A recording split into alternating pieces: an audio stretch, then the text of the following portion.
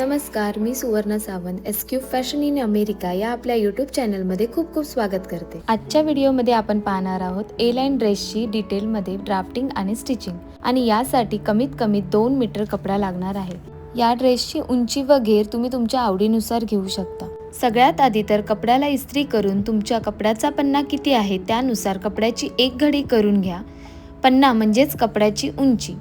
माझ्याकडे जो कपडा आहे त्याचा पन्ना आहे 46चा, म्हणून मी डबल घडी केली. तुमचा पन्ना छोटा असेल तर उंचीच्या दुप्पट कपडा तुम्हाला लागेल. कपड्याचा पन्ना मोठा असेल व ड्रेस छोट्या मापाचा शिवायचा असल्यास अशी कपड्याची 4 घडी करून घ्या. नाहीतर मोठ्या साईजसाठी कपड्याची सिंगल घडी करून फ्रंट व बॅक वेगवेगळे काढायचे.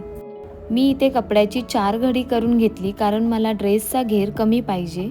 आणि आता टाचणी लावून इथे मापं टाकायची. सगळ्यात आधी तर वरच्या बाजूला सरळ लाईन मारून घ्यायची व डायग्राममध्ये दाखवल्याप्रमाणे 0 ते 1 पूर्ण उंची प्लस 2 इंच घेऊन मार्क करायचं. व्हिडिओच्या शेवटी लागणारी मापे आणि डायग्राम याचा फोटो शेअर केला आहे, त्यानुसार तुम्ही ते ड्रॉ करून घ्या.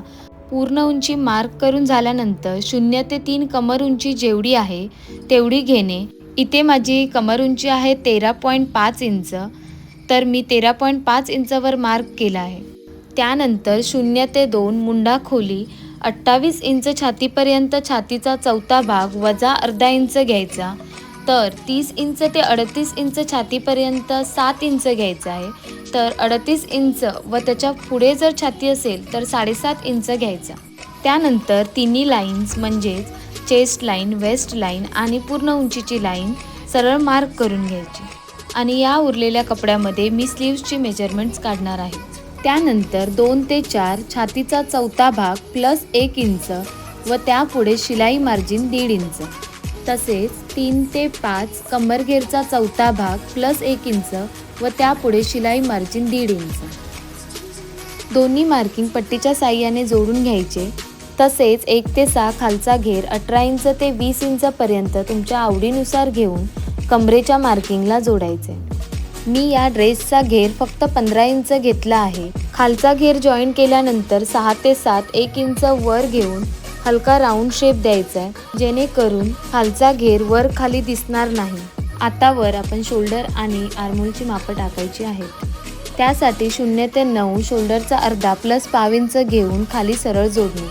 ही जी मेजरमेंट्स आहेत ती बंद गळ्याची आहेत, त्यामुळे आपण याला आता शोल्डर उतार पण देणार आहोत.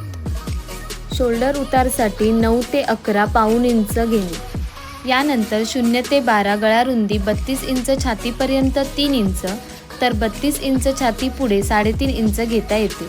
त्यानंतर 11 ते 12 जॉईन करणे. तर मुंडा घेरच्या मापासाठी 4 ते 10चा अर्धा जेवढा येईल ते 10 ते 13चं माप घेऊन मागच्या आर्महोलचा आकार द्यायचा. फ्रंट आर्महोलसाठी 28 इंच छातीला अर्धा इंच, तर त्यापुढील छातीला पाऊण इंच घेणे व 11 ते एला जोडणे. ए टू बी 28 इंच छातीला पाऊण इंच, तर त्यापुढील छातीला 1 इंच घेऊन फ्रंट मुंड्याचा आकार द्यायचा.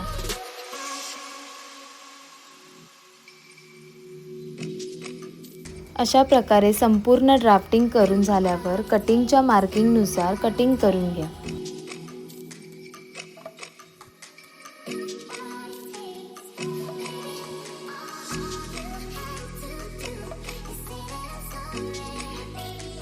कटिंग करून झाल्यानंतर सगळ्यात आधी मिडलला हलका एक नॉच मारून घ्या व फ्रंट व बॅक वेगळे करून फ्रंटचा मार्क केलेला आर्महोल कटिंग करून घ्या व न चुकता फ्रंट आणि बॅक असे चॉकने मार्किंग करून ठेवा.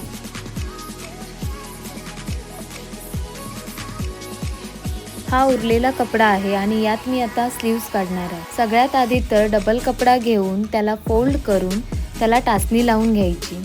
त्यानंतर इथे मी पूर्ण उंची जेवढी आहे तेवढी पूर्ण घेतली आहे. तुम्ही तुमच्या आवडीनुसार उंची घेऊ शकता. त्यानंतर त्याखाली 3.5 इंच मार्क करून घेणे.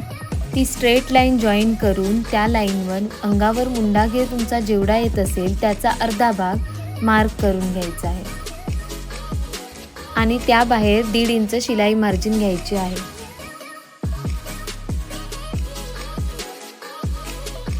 त्यानंतर खाली दंडघेरचा अर्धा भाग जेवढा येईल तेवढा मार्क करून त्याबाहेर 1.5 इंच शिलाई मार्जिन द्यायची आहे. त्यानंतर स्टिचिंग लाईन व शिलाई मार्जिन जॉईन करून घ्यायची. हे झाल्यावर इथून इथे जेवढं मेजरमेंट येईल त्याचा अर्धावर मार्क करून घ्यायचं आहे. त्यामध्ये शिलाई मार्जिन घ्यायची नाही. मिळालेला पॉइंट सरळ वर जोडायचा आहे व त्या भागाचे समान 3 भाग करायचे आहेत. हे 3 भाग आपण कशासाठी केले आहेत तर फ्रंटचा आणि बॅकचा मुंड्याचा आकार देण्यासाठी हे 3 भाग करायचे आहेत.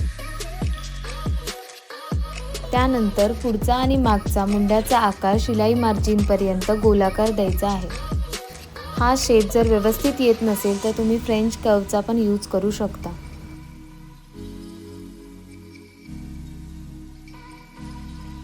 त्यानंतर बाहेरून कटिंग करून घ्या. कटिंग करून झाल्यानंतर मिडलला न चुकता छोटा नॉच द्यायचा आहे. त्यानंतर स्लीव्ज ओपन करून फ्रंट आणि बॅक असं मार्किंग करायचं आहे आणि फ्रंटचा मुंड्याचा शेप कट करायचा आहे. अशा प्रकारे आपली संपूर्ण ड्रेस व स्लीव्सची कटिंग झालेली आहे. तसेच तुम्ही देखील तुमचा ए लाईनचा ड्रेस पॅटर्न कटिंग करून ठेवा. परत भेटू आपण आपल्या नेक्स्ट स्टिचिंग व्हिडिओमध्ये.